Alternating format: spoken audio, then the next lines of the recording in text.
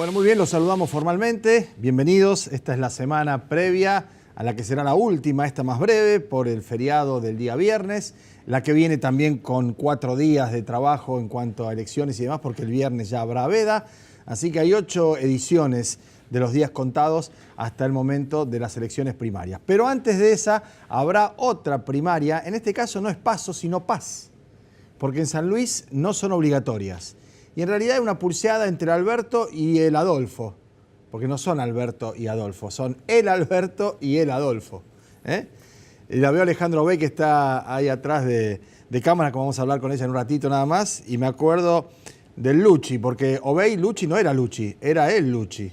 Esto no hay vuelta que dar, y lo decía el gobernador, ¿no? Y hay gente que viene así, acompañada de eso, ¿no?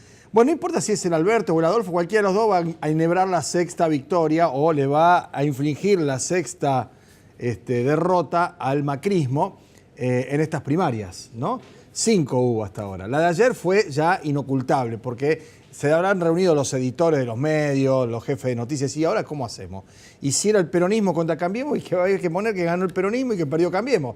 Porque en las anteriores perdía Cristina, decían, que salía segunda, aunque no fuera Cristina. Y lo importante era que ella había salido segunda y no primera, y no que Cambiemos había quedado tercero, como pasó en Neuquén o como pasó en Río Negro. Bueno, ya efectivamente hay quienes piensan que el despacho del Ministerio de Interior, donde está, o el Ministerio de Jefatura de Gabinete, donde está Marcos Peña, ya es el salón de las pasos perdidas.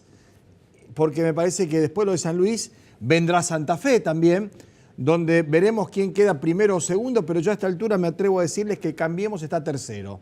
En todas las encuestas, Cambiemos está tercero, incluso en las que tiene el propio José Corral, que tuvo un baño de vida real la semana pasada cuando fue al barrio de Eliot y fue recibido por una vecina que tuvo la delicadeza o la buena educación o el buen tino, además, porque si lo hubiera insultado o hubiera dicho cosas fuera de lugar, probablemente eso hubiera servido para impugnar su testimonio tan claro y definido acerca de lo que supone la presencia de un candidato de Cambiemos en las barriadas rosarinas. Vamos a estar hablando con Osvaldo Miatelo también en la segunda mitad del programa, a propósito de situaciones que se están dando en la ciudad, ¿no? Porque uno ve en abstracto y traslada en proporciones de población lo que pasa a nivel nacional, los datos, por ejemplo, de ciudades como Buenos Aires, Córdoba, la misma provincia. Entonces, uno sabe y lo consulta con los profesionales de acá, que hay menos consultas en los psicoanalistas, porque la gente ha dejado de ir al psicoanalista porque es un lugar por donde puede recortar, y a lo mejor si iba 2 veces por semana, ahora va 1, y si puede más o menos conversar con quien lo está llevando adelante en la terapia, la va espaciando. También se venden menos preservativos, 100.000 preservativos menos es el promedio de venta, y esto está relacionado con el costo, por un lado. Por otro lado, presumo que puede haber alguna cuestión, y esto lo podremos conversar con gente especializada más adelante, después de la interna, porque de la interna a la general tenemos un par de meses, a la provincial. Y también en Rosario, puntualmente, ha caído más del 20% el corte de boletos, es decir, la gente que no se sube ya al colectivo como consecuencia de varios factores que lo vamos a hablar con Miatelo, que está en esas comisiones que efectivamente verifican cosas palpables y tangibles. Pero volviendo a las primarias, 58-35, ese es el resultado de Entre Ríos. Se puede hablar de una paliza teniendo en cuenta que se había invertido esa proporción con una ventaja más chica, si se quiere, hace 2 años, por parte de este hombre. El que saca ahora, este es el que ganó, este es el gobernador Bordet. Me dicen que son 6 las derrotas consecutivas ya, ¿no? Y ahora después las vamos a enumerar.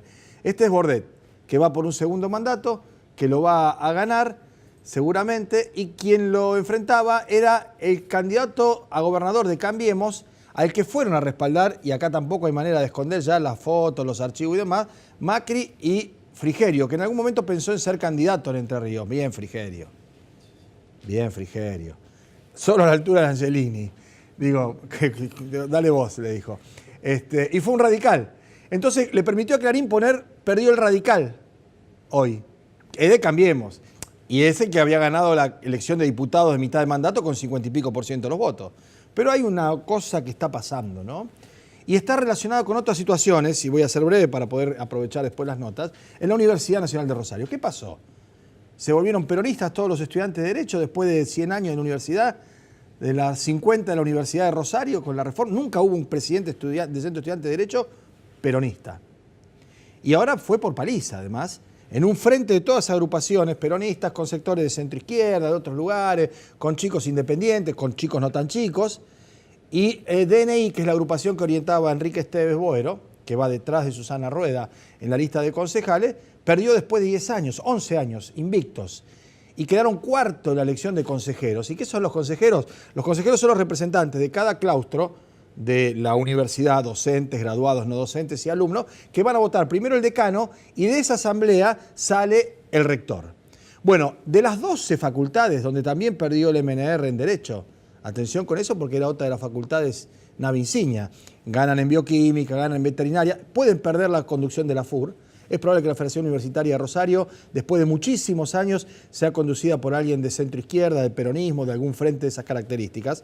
Pero volviendo a lo que decía, en la Universidad Nacional de Rosario, en la Facultad de Derecho y en las otras 11 facultades que se han elegido consejeros estudiantiles, ni uno solo es del PRO. Y los radicales que hay son de franja, pero no de franja que va con el PRO a las elecciones. ¿Se entiende lo que digo? En la Universidad Nacional de Rosario, para elegir el rector en el mes de mayo, en representación de los estudiantes no hay ni uno solo que haya emergido de las listas del PRO. Este es otro dato significativo. Le agregamos que en Córdoba hubo una movida de 100 investigadores, directores de institutos del CONICET. ¿Sabe lo que es mover un director? No estoy siendo peyorativo ni mucho menos, pero son científicos que tienen un nivel de abstracción, de concentración. Se movilizaron para mostrar y para que todo el país sepa lo que se está desarmando en cuanto a futuro, a ciencia y técnica en las universidades públicas. Todos estos son datos que componen un panorama que hace que la presencia del candidato, el nombre y el apellido, tenga, por supuesto, su gravitación, pero mucho más la procedencia, qué representa, de dónde viene y sobre todo qué es lo que ofrece. Más que nada aquellos que ofrecen futuro porque presente no tienen para ofrecer, ¿no? Este es un concepto de Carlos Heller que creo que define claramente la situación del oficialismo a nivel nacional. Nos vamos a la pausa y tenemos 2 entrevistas. Nos invitamos a quedarse hasta las 2:30 aquí con Los Días Contados.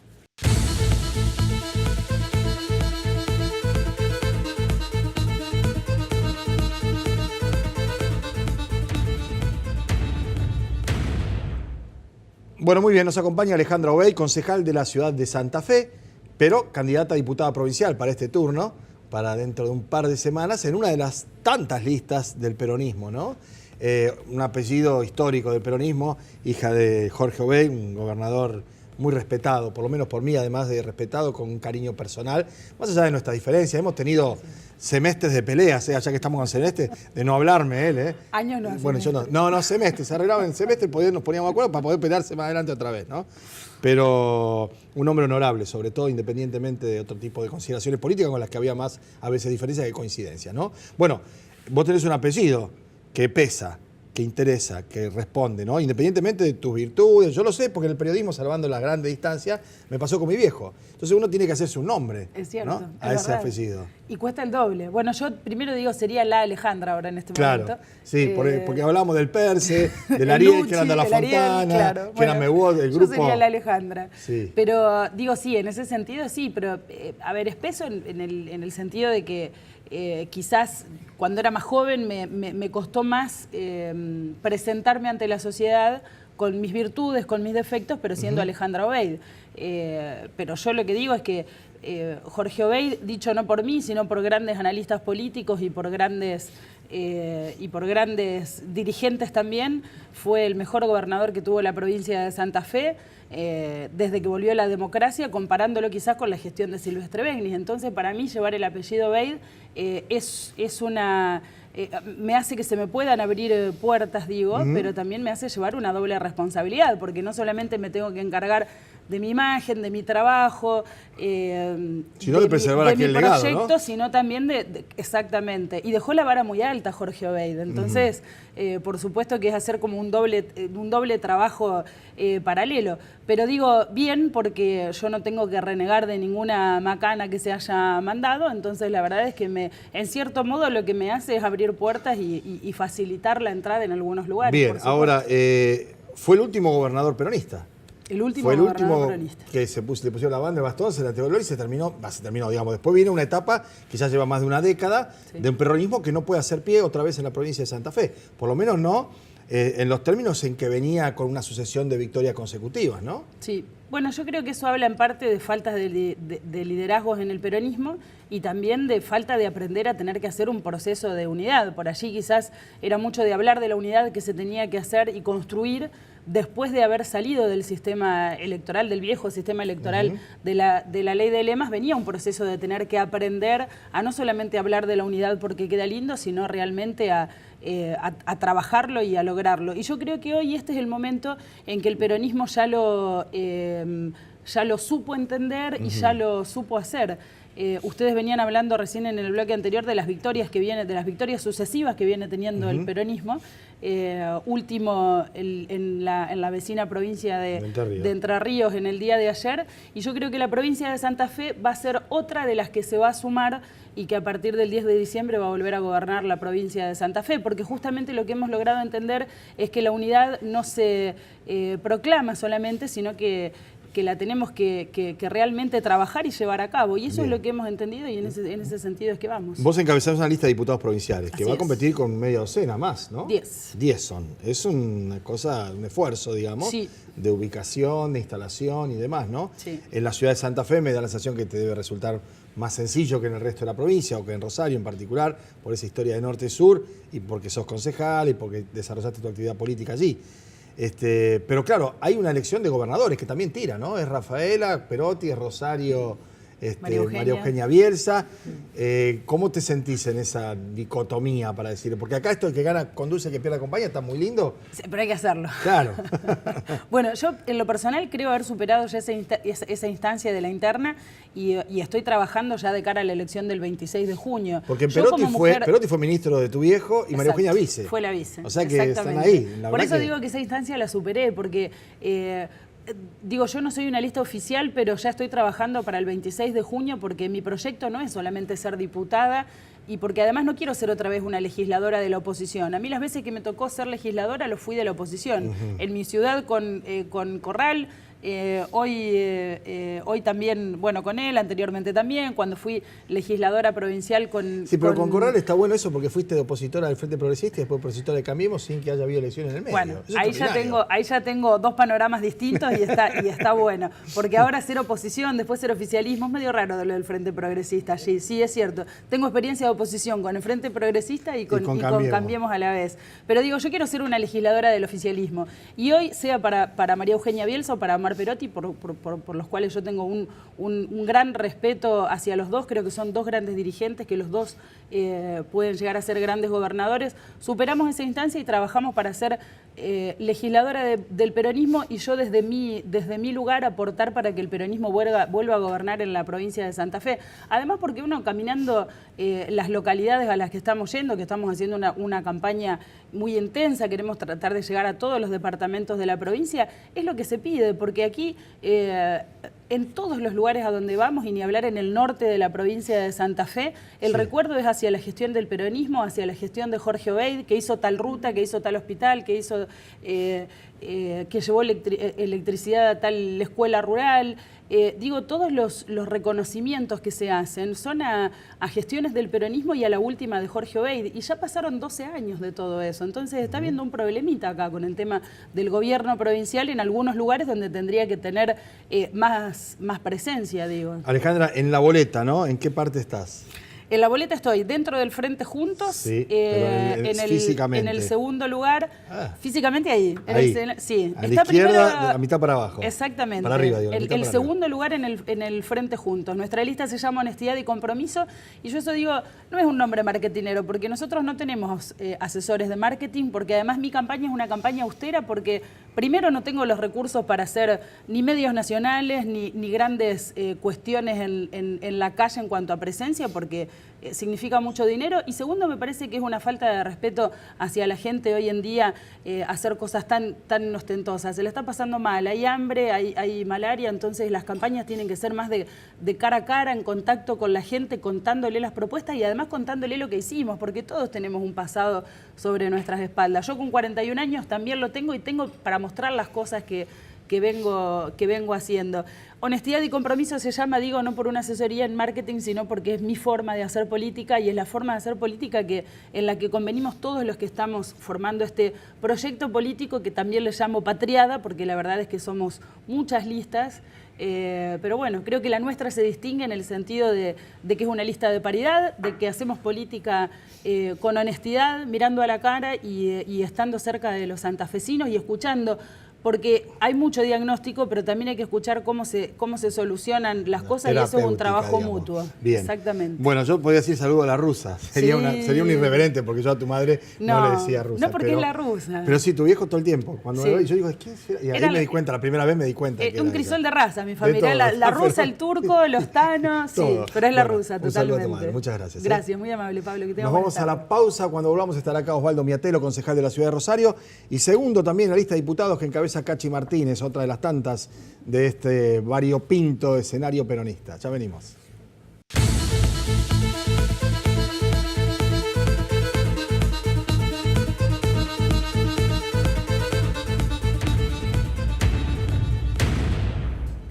Bueno, muy bien, nos acompaña Osvaldo Miatelo. ¿Qué tal, Osvaldo? Buen día. ¿Qué tal? Un gusto estar acá. Bueno, decía en la apertura, yo hay un dato que a mí me llamó la atención significativamente, ¿no? Que es esto de la caída de cerca de un 20%, yo no sé exactamente el número, pero cerca de un 20% de la cantidad de boletos de transporte urbano de pasajeros, ¿no?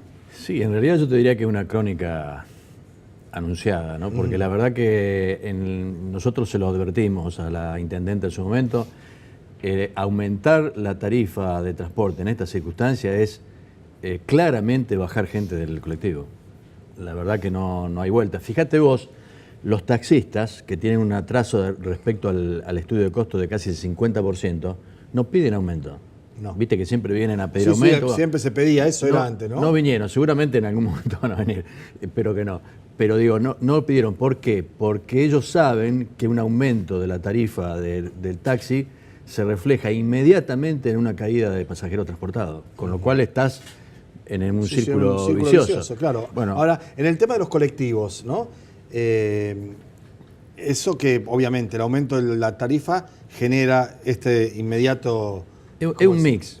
Eso te iba a decir, porque el otro es la pérdida del laburo completamente, claro, ¿no? Es un mix. Veía datos también del Instituto Scalabrini Ortiz, que lleva adelante Requio de Judiciales, de los 10.000 personas que en 6 meses dejaron de ir a buscar laburo, dejaron de trabajar, dejaron de... Sí, y vi declaraciones de Cornejo, el secretario general de la UTA, que tiene un parámetro exacto de cómo está funcionando, que la parte de la tarifa notaba menos gente en general en la calle. Vos notás menos gente en los centros comerciales a cielo abierto, ves menos gente caminando. Incluso en lo peatonal, el silencio a mí me está llamando la atención. De modo, ¿no?, que evidentemente hay un mix de una situación general donde yo no tampoco descartaría el tema de la seguridad. Porque también el hecho de estar más encerrado en tu casa, de tener que esperar un colectivo, mucha gente se ha pasado a la motito, que es mucho más efectiva, porque te agarras la moto y ven a arrancar, y aparte hasta está más barata.